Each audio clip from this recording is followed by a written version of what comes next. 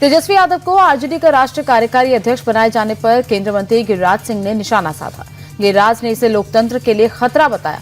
उन्होंने कहा कि वंशवादी पार्टियों से भारत के लोकतंत्र को सबसे बड़ा खतरा है, चाहे वो लालू की पार्टी हो, मुलायम की या राहुल गांधी की। वंशवादी राजनीति लोकतंत्र को कैंसर की तरह खा रही है। आज देश अपना 77वां गणतंत्र दिवस मना रहा है। इस बार गणतंत्र दिवस की थीम वंदे मातरम के 150 साल रही। देश के अलग अलग हिस्सों से चुने गए 10,000 विशेष अतिथि समारोह में शामिल हुए। करीब 2500 कलाकारों ने अपनी सांस्कृतिक प्रस्तुति दी और कुल 30 झांकियां निकाली गई। परेड में 18 मार्चिंग टुकड़ियां और 13 सैन्य बैंड शामिल हुए।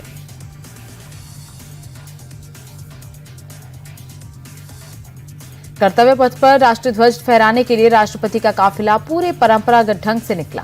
राष्ट्रपति भवन से राष्ट्रपति भव्य बग्गी पर सवार होकर निकली। बग्गी पर ही यूरोपियन काउंसिल के अध्यक्ष एंटोनियो कोस्टा और यूरोपियन कमीशन के अध्यक्ष उर्सुला वॉन भी सवार थे। राष्ट्रपति की बग्गी के आगे पीछे उनके अंगरक्षक अश्वरोही दस्ता चल रहा था। राष्ट्रपति के अंगरक्षकों को द प्रेसिडेंट बॉडीगार्ड यानी कि पीबीजी कहा जाता है। कर्तव्य पथ पर पीएम मोदी ने राष्ट्रपति की अगवानी की। इसके तुरंत बाद राष्ट्रपति द्रौपदी मुर्मू ने राष्ट्रीय ध्वज फहराया। राष्ट्रगान के साथ ही 105 मिलीमीटर लाइट फील्ड गन से 21 तोपों की सलामी दी गई। ये तोप स्वदेशी रूप से विकसित हैं।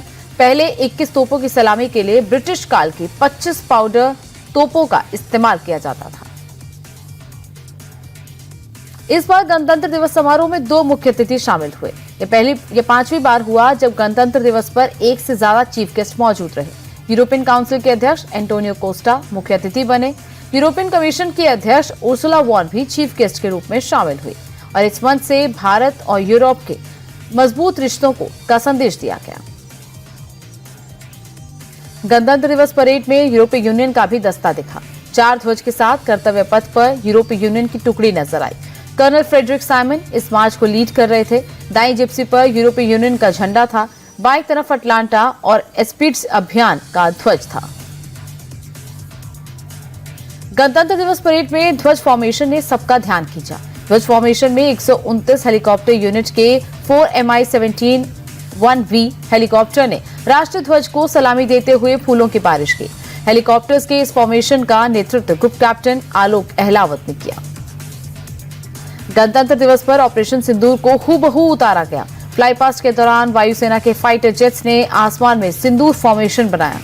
इस विशेष फॉर्मेशन में 2 राफेल, 2 MiG-29, 2 सुखोई 30 और 1 जगुआर लड़ाकू विमान शामिल हुए। इस फॉर्मेशन में पिछले साल भारतीय वायुसेना के फाइटर जेट्स ने पाकिस्तान के आतंकी ठिकानों को तबाह कर दिया।